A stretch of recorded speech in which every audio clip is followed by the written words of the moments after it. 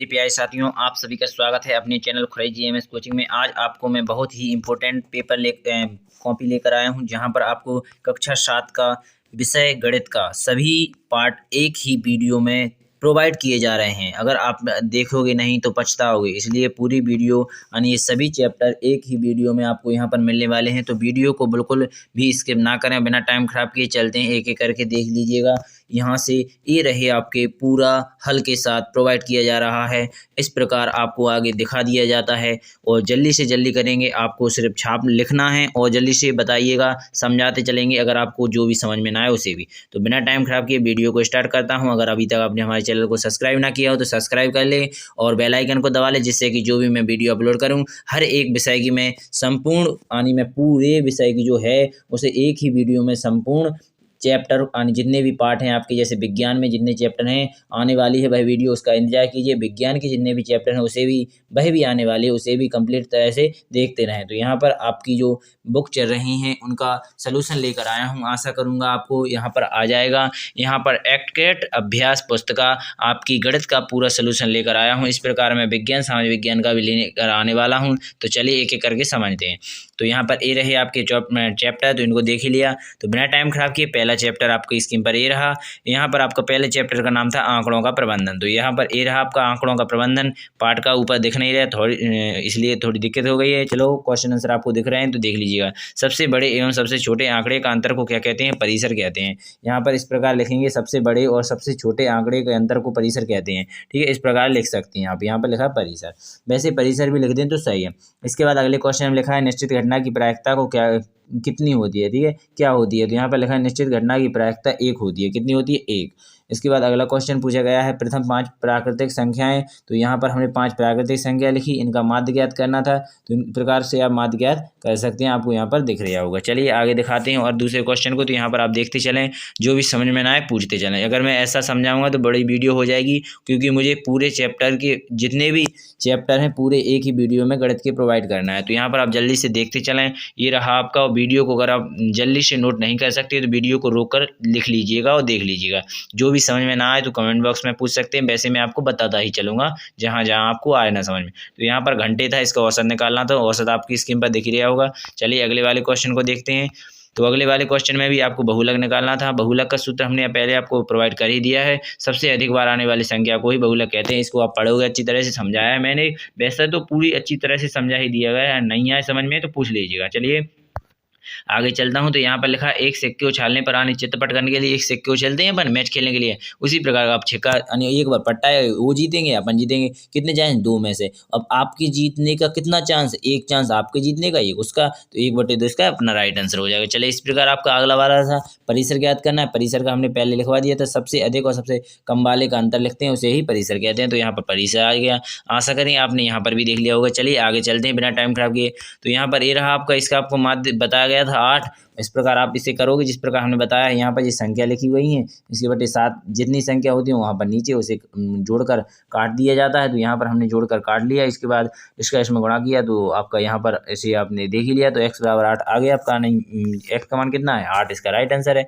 चलेंगे इसके बाद आपको यहाँ पर दंडालेख बनाना था। तो आपका ये रहा दंडालेख, इस प्रकार आपको बनाना था। तो आपकी स्क्रीन पर दिख रहा है, अच्छी तरह से समझ में, जो भी समझ में ना आए तो पूछते चलें। धन्यवाद। चलते हैं बिना टाइम खराब किए आगे। तो यहाँ पर ये रहा आपका अध्याय 4 सरलीकरण। ठीक है, तो आपको पता है अध्याय 3 से प्रारंभ था, अध्याय 4 आपका यहाँ पर प्रारंभ हो चुका है। तो एक पेपर आपका निपट गया है। इसी प्रकार आपको सभी अध्याय समाप्त एक ही वीडियो में गणित के होने वाले हैं। तो वीडियो को बिल्कुल देखकर पूरी देखकर ही जाएं। तो यहाँ पर ये रहे आपके आंसर, इनको भी प्रोवाइड कर दिए जाते हैं। ये रहे आपके आगे, तो इनको भी देखते चलें। यहाँ पर आपको 2 समीकरण बनाना था, समीकरण है। नीचे आपको m के मान निकालना था, तो m का मान भी आपको दिख ही रहा होगा। चलते हैं आगे। तो यहाँ पर ये रहे अगले वाले क्वेश्चन, तो इनको भी देख लीजिएगा।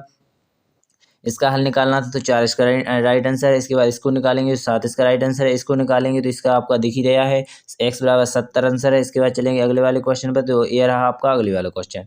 तो अगले वाले क्वेश्चन में रीना और पीना माता उसकी आयु बतानी थी। रीमा की आयु तो 15 वर्ष की राइट आंसर होगी। आप देखेंगे, अच्छी तरह से समझ लीजिए। अगर मैं समझाने लगूंगा और करने लगूंगा तो मैं यहाँ पर भी कर सकता था, बड़ी वीडियो ना बने, इसलिए मैंने बहुत मेहनत से वीडियो ऐसी बनाई है जहाँ पर आपको आंसर प्रोवाइड किए गए हैं। समझ में जो ना आए उसे पूछ लीजिएगा। क्योंकि मैं अगर समझाना चाहता तो सिर्फ क्वेश्चन को लेकर यहाँ पर समझा सकता था अगर मेरे पास इतना टाइम होता। ठीक है, क्योंकि आपकी बड़ी वीडियो कम टाइम है, इसलिए मैंने जल्दी से जल्दी प्रोवाइड करने की कोशिश की है। तो यहाँ पर ये रहा आपका एक और क्वेश्चन, यहाँ पहेली को हल करनी थी इस प्रकार, तो ये रही आपकी इसकी। तो चलेंगे आगे। तो यहाँ पर ये रहा आपका अगला पार्ट। तो अगला पार्ट आपका 5 था, त्रिभुज और उसके गुण। तो यहाँ पर ये रहा आपके त्रिभुज, इसके मान ज्ञात करनी थी। तो इस प्रकार आपका ये रहा पहला आंसर। इसके बाद चलेंगे, ये रहा आपका उसका दूसरा आंसर। तो यहाँ पर ये खत्म हो चलते अगले वाले क्वेश्चन पर। तो यह रहा आपका तीसरा क्वेश्चन, इसमें पूछा है शीर्षक। तो यहाँ पर एक दिख रहा होगा आपको, एक शीर्षलंब है। तो यह एक शीर्षलंब हो गया, यहाँ पर आपको इसे बताना था। तो यह रहा आपका चित्र, इस प्रकार यहाँ पर इसे लिखना था। तो यहाँ पर आपको 70 दिख ही रहा होगा। चलेंगे आगे। तो आगे जाने से पहले जल्दी से लाइक कर दीजिएगा। चलिए, यहाँ पर ये रहा आपका क्वेश्चन, इसका भी आंसर आपको यहाँ पर दिख रहा होगा। प्रत्येक का 50 का, ठीक है, यानी कितने का है 50 का, प्रत्येक कोण कितने का 50 का, उसका राइट आंसर आ जाएगा 50। इसके बाद उसी के नीचे आएंगे तो यहाँ पर लिखा, माना कि तीसरा माप x है। कितना है? तीसरा माप x है। तो यहाँ पर लिखा गया है तीसरा, आपको यहाँ पर दिख रहा हो 19 और 20 के बीच में x का मान आता है। इसके बाद चलेंगे, हम जानते हैं कि समकोण त्रिभुज में दो भुजाओं का वर्ग दूसरी भुजा के बराबर होता है। तो इस प्रकार आप इसको भी कहते हैं समकोण त्रिभुज बराबर। तो यहाँ पर आप इसे भी कर लीजिएगा अच्छी तरह से।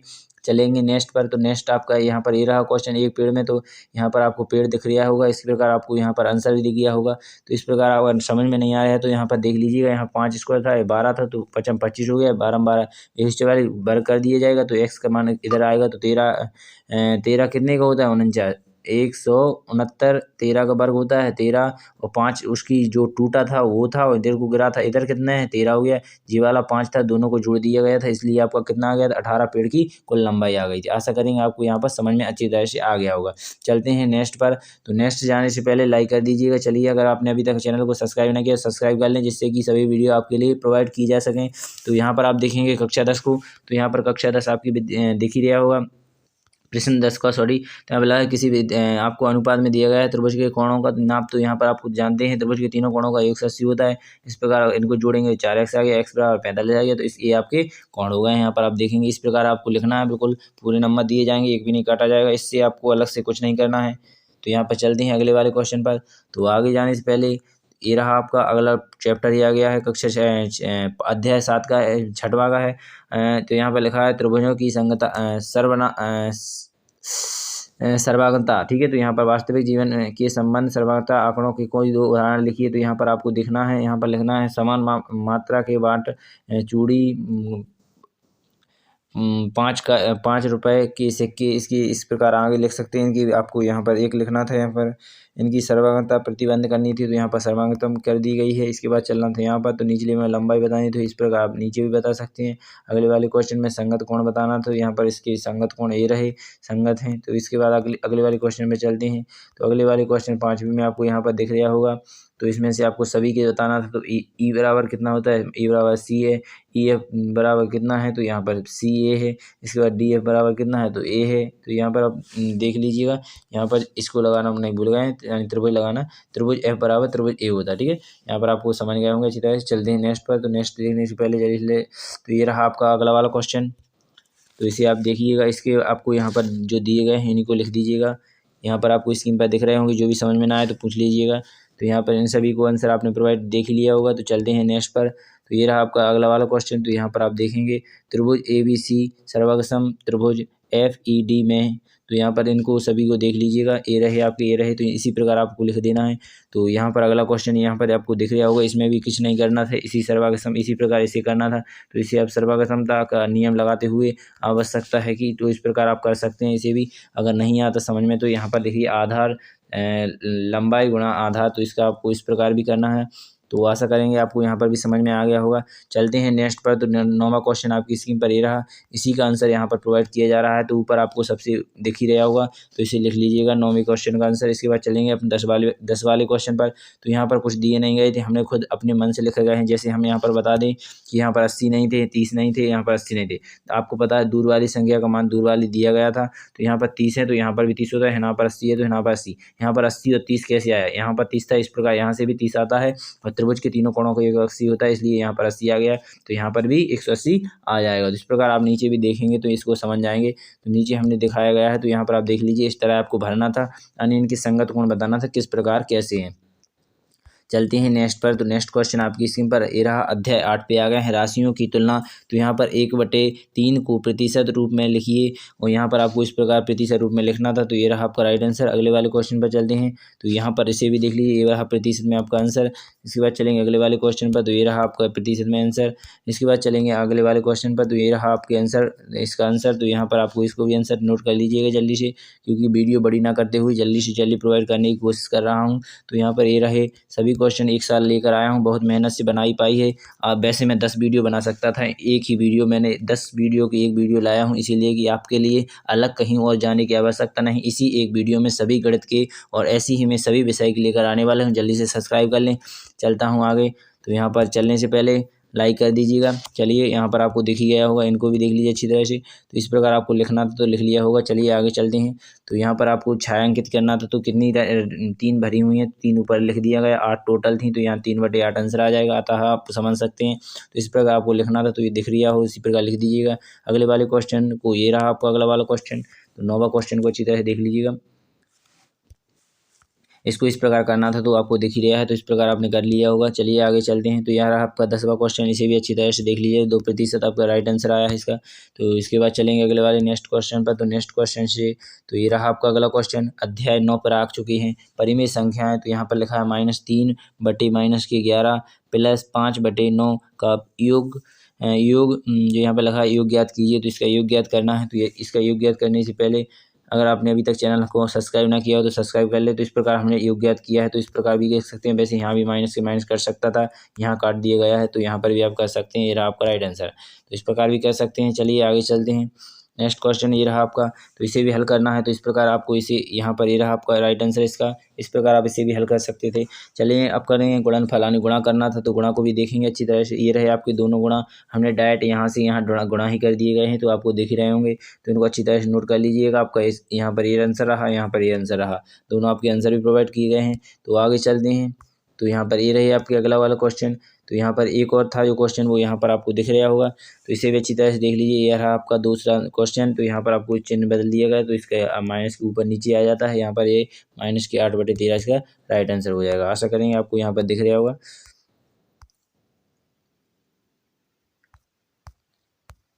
ठीक है, यहाँ पर क्वेश्चन था, चूड़ा दिख नहीं रहा है, ऊपर क्वेश्चन था, इसका आंसर है। तो यहाँ पर आप देख लीजिए चौथे का क्वेश्चन का आंसर है। ठीक है, ये चौथे का क्वेश्चन का आंसर है। यहाँ पर ये चौथे का आंसर है। तो यहाँ पर चलेंगे 5वें क्वेश्चन पर। बीच की परिमेय संख्या। तो यहाँ पर आपको दिख रही होंगी बीच की परिमेय संख्या, यहाँ पर अतः हमें लिखी हुई हैं। ये रही आपकी बीच की परिमेय संख्या। इसमें क्या करना पड़ता है कि इन दोनों का आपस में पहले इन दोनों को जोड़ देते हैं। 2 और कितनी परिमेय संख्या उनको जोड़ा जाता है, ऐसे नहीं, जितनी पूछी गई थी यहाँ पर परिमेय संख्या कितनी पूछी गई, 3 परिमेय संख्या पूछी गई थी। तो यहाँ पे लिखा होगा 3। तो 3 और 1 से 9, 4 का गुणा कर देंगे। इस प्रकार आपको कर सकते हैं। इसके लिए चलते हैं नेक्स्ट पर। तो नेक्स्ट क्वेश्चन ये रहा आपका। यहाँ पर समतुल्य 4 परिमेय संख्या बताना था। तो ये रही आपकी 2, ये रही 2, आपकी कितनी हुई 4 परिमेय संख्या समतुल्य। आशा करेंगे समझ में आ गया होगा। चलते हैं नेक्स्ट क्वेश्चन पर। तो ये रही आपकी नेक्स्ट क्वेश्चन। इसमें आपको पूछा गया था, तो यहाँ पर इन दोनों की कोई सी बड़ी संख्या बताइए। तो ये दोनों में से सबसे बड़ी संख्या, तो यहाँ पर लिखिए -3/4 बड़ी संख्या है, क्योंकि हम जानते हैं कि इस आग में माइनस की संख्या छोटी होती है, बड़ी की संख्या यानी बड़ी होती है। ठीक है, इस प्रकार आप लिख सकते हैं, यानी जो माइनस की संख्या होती है वो बड़ी होती है, माइनस की जो बड़ी संख्या होती है वो छोटी होती है, जो छोटी संख्या होती है वो बड़ी होती है माइनस में। ठीक है, चलेंगे अगले वाले क्वेश्चन पर। तो ये रहा आपका अगला वाला क्वेश्चन। इसे भी अच्छी तरह से नोट कर लीजिए। यहाँ पर दिया गया है कि समताप P पूर्व यहाँ पर 2 सही 3 किलोमीटर चलता है, पश्चिम की ओर 1 सही 5/7 किलोमीटर चलता है। तो परिमेयों की इधर पूछा गया था। तो यहाँ पर लिखना था 7 यहाँ पर आप इसे हल करोगे तो आपका आ जाएगा 1 सही 1/2 किलोमीटर है इसका राइट आंसर। आशा करेंगे यहाँ पर आपको समझ में आ गया होगा। चलते हैं नेक्स्ट क्वेश्चन पर। तो नेक्स्ट क्वेश्चन में यहाँ पर आपको गुणा हमने लगाए थे। ठीक है, तो यहाँ पर भी गुणा हमने लगाए हैं जी। इतना ही क्वेश्चन था आपका। तो इसे आप हल करोगे तो यहाँ पर नीचे आपको आंसर प्रोवाइड किए गए हैं। इस प्रकार आप कर सकते हैं। यहाँ पर आपको बता दें कि एक रेखा पर निरूपित करना था, इसके अलग इसके अलग इसके अलग इसके अलग भी कर सकते थे। अगर आप एक जगह करना चाहते हैं तो यहाँ पर हमने लाइन खींची है। जैसे -5 कहाँ है, तो -5 यहाँ पर ये रही बिंदु बस प्रदर्शित हो गए। 3/4 कहाँ पर है, 3/4 की जगह करेंगे अब 6। तो 6 आपके प्लस में है, तो यहाँ पर ये रहेंगे 6। इसके बाद माइनस के साथ हैं, तो इधर और जाएंगे, इधर को प्लस वाली संख्या यहाँ पर और करेंगे तो इस प्रकार आप यहाँ पर बिंदु रखेंगे, लाइन खींच कर इस प्रकार ही आपको ये लिखा था, इस प्रकार ही और भी बना सकते हैं। ठीक है, अपने मन से और आगे भी बढ़ा सकते हैं इस प्रकार, ऐसे ऐसे इधर को तो आप कर सकते हैं। ठीक है, चलते हैं नेक्स्ट क्वेश्चन पर। तो नेक्स्ट क्वेश्चन आपका यहाँ पर ये रहा, इसमें आपको अवरोही क्रम बताना था। आरोही क्रम आपको समझ में आ गया होगा।